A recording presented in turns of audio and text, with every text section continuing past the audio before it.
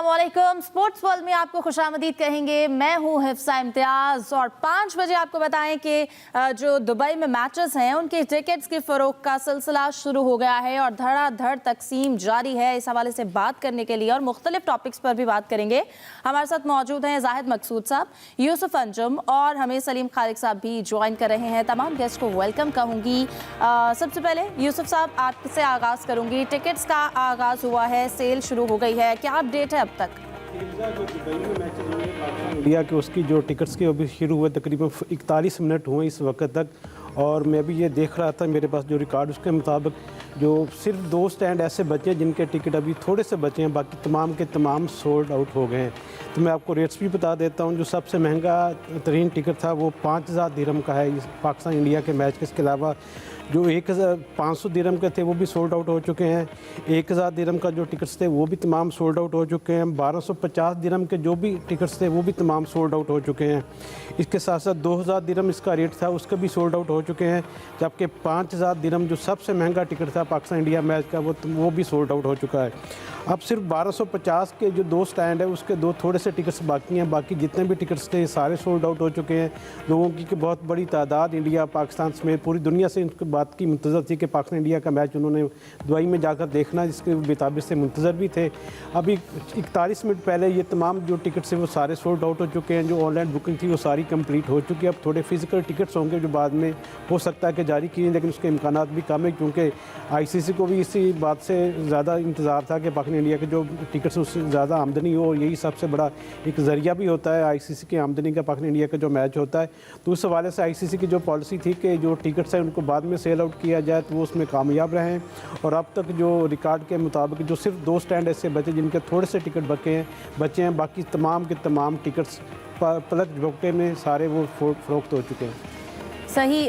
तो यकीनन 23 फरवरी का जो मैच है उसका सबको इंतज़ार था। जाहिद साहब, अब स्क्वाड भी अनाउंस हो चुकी हैं तकरीबन तमाम टीम्स के, और पाकिस्तान ने सबसे लास्ट पे अपना स्क्वाड अनाउंस किया। सरप्राइजिंग था एक, लेकिन हमने देखा। लेकिन आपको क्या लगता है, अब ट्राई नेशन सीरीज़ से पहले भी एक मैच के बाद टाइम है कि आपको लगता है कि यही स्क्वाड हतमी फहरिस्त होगी या कुछ चेंजेस हो सकती हैं? देखिए, पाकिस्तान के स्क्वाड पे काफ़ी तनकीद हो चुकी है, ख़ास तौर पर फ़हीम अशरफ के आने पे, उस्मान खान के आने पे, और किसको लेना चाहिए था किसको नहीं लेना चाहिए था। मेरा ख्याल है अब गेंद जो है फ़हीम अशरफ के कोर्ट में है। अगर चांस मिलता है फ़हीम अशरफ को, उस्मान खान को, जिन पे तनकीद हो रही है, उनको साबित करना पड़ेगा कि सिलेक्शन कमेटी ने आकिब जावेद की सरबराही में कहना चाहिए जो उन पर एतमाद किया वो उस पर पूरा उतरेंगे, क्योंकि 8 को पहला मैच है पाकिस्तान का यहाँ पे न्यूजीलैंड के साथ, और न्यूजीलैंड की बॉलिंग वीक नहीं है, उनके फास्ट बॉलर बहुत अच्छे हैं, और स्पिन के शोबे में उनके जितने भी ऑलराउंडर्स हैं सवाए के सारे स्पिन ऑलराउंडर हैं। तो 8 को अंदाज़ा हो जाएगा पाकिस्तानी टीम क्या करती है। फिर ख़ास तौर पे क्योंकि पाकिस्तान ने रेगुलर ओपनर को शामिल नहीं किया, और अभी तक की जो न्यूज़ आती हैं वो उसके मुताबिक बाबर आजम फ़खर जमा का साथ देंगे। और बाबर किस हद तक अपने आप को ईजी फील करते हैं, क्योंकि बाबर ने जब कैरियर शुरू किया था तो इब्तदा में ही तीसरा या चौथे मैच थे इंग्लैंड के ख़िलाफ़, उन्होंने 2 दफ़ा ओपनिंग की थी। इसके बाद कभी बाबर ने ओपनिंग नहीं की। ये एक अलग बात है कि बहुत का तो ओपनर की विकेट जल्दी गिर जाए तो बाबर को आना पड़ता था, लेकिन एक नया एक्सपीरियंस ज़रूर होगा। और 8 तारीख को चांस होगा कि पाकिस्तान का अंदाज़ा होगा प्लेइंग साइड क्या मैदान में उतारी जाती है और किस तरह से पाकिस्तानी टीम जो है वो अपना स्टार्ट लेती है चैम्पियंस ट्रॉफी की तैयारियों के मुहिम के लिए। सही। सलीम साहब, आपको क्या लगता है, अब नामुज़्ज़न हम डिस्कस कर रहे थे और अब बाबर आजम ही ओपनिंग जोड़ी का हिस्सा हैं, आपको लगता है कि कुछ चेंजेस होनी चाहिए 8 फरवरी का मैच देखकर, या यही आगे जाए? चेंजेस तो होनी चाहिए। हम लोगों को क्या, पूरी पाकिस्तानी कौम जो शायकीन क्रिकेट है उनको लगता है, क्योंकि सब कुछ ऑब्वियस है क्या क्या हुआ सिलेक्शन में, किस तरह हुआ, कितनी गलतियां हुई। आपने वसीम अकरम का स्टेटमेंट भी देखा होगा कि फ़हीम अशरफ की बॉलिंग एवरेज 100 है और बैटिंग एवरेज 9 है आखिरी 20 मैचों में। तो इतने बड़े बड़े स्टार्स भी सवाल उठा रहे हैं, लेकिन शायद आकिब जावेद ना नहीं कर सके किसी को, और शायद इसीलिए उनको लिया। और अभी भी मैं तो कहता हूँ वक्त है, चेंज करें टीम में, ईगो को छोड़ें। अगर क्योंकि हमारे मुल्क में इतना बड़ा इवेंट हो रहा है तो हमारी टीम बहुत मजबूत उतरनी चाहिए, और जब तक ये हमारे पास टाइम है कि हम चेंज कर सकते हैं, हम तो यही बोलते रहेंगे टीम में चेंज करें। जिस दिन वो टाइम निकल गया उसके बाद तो फ़हीम अशरफ को भी मैं बोलूँगा ये फ़हीम स्टोक्स है, फ़हीम अशरफ नहीं है। कितना मैं उसको बैक करूँगा, क्योंकि उसके बाद कोई चेंज नहीं होगा, फिर हमें अपनी जो टीम है उसको बैक करना पड़ेगा। इसके साथ एक इजाफा मैं करना चाहूँ टिकट के हवाले से जो यूसुफ साहब आपको शुरू में बात कर रहे थे, तो मैंने भी दुबई में मेरे कुछ दोस्तों ने कहा था कि हम मैच देखना चाहते हैं। मैंने कहा चलो टिकट लेते हैं। बिलीव मी, मेरा नंबर 27,000 लोगों के बाद था, मतलब 27,000 लोग वेट कर रहे थे। उसके बाद लिखा था कि आपका नंबर आएगा, और उसके बाद वो पेज ही गायब हो गया वहाँ से। तो आप देखें, अब जैसे यूसुफ साहब ने बताया 5,000 दिरहम का टिकट है। 5,000 दिरहम का टिकट, यानी एक आईफोन आप ले सकते हैं। एक मैच देखें या आईफोन खरीदें, आपके ऊपर है। लेकिन बात यही है कि इतने इंडियन हैं वहाँ पर, और देखिएगा आप 70-80% इंडियन ही होंगे। ये पूरी प्लानिंग के साथ चलते हैं।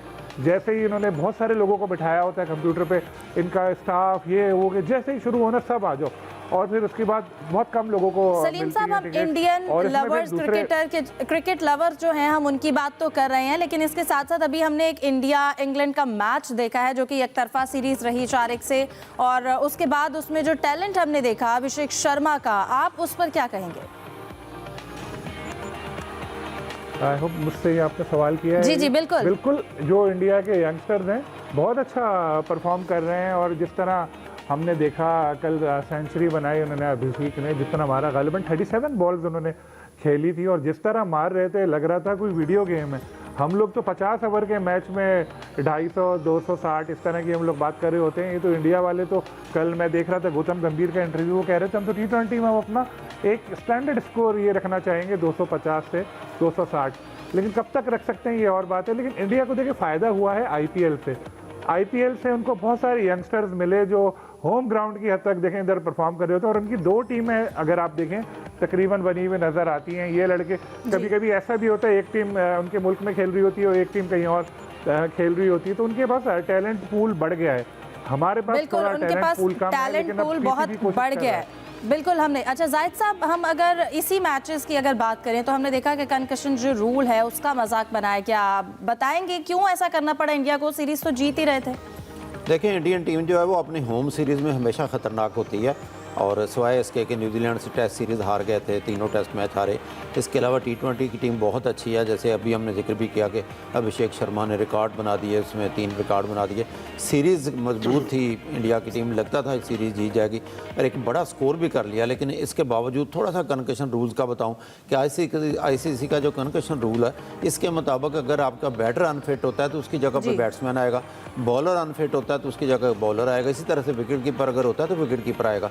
क्योंकि इनके जो डुबे अनफिट हुए हैं आखिरी गेंद पे वो रन आउट हो गए थे, वो बैट्समैन है बुनियादी तौर पर। लेकिन क्योंकि जाहिद साहब इंडिया है और इंडिया कुछ भी करता है, हमने देखा है। अब हमने इस पर सारी गुफ्तगू की है। आज के प्रोग्राम से दीजिए इजाजत। अल्लाह हाफिज।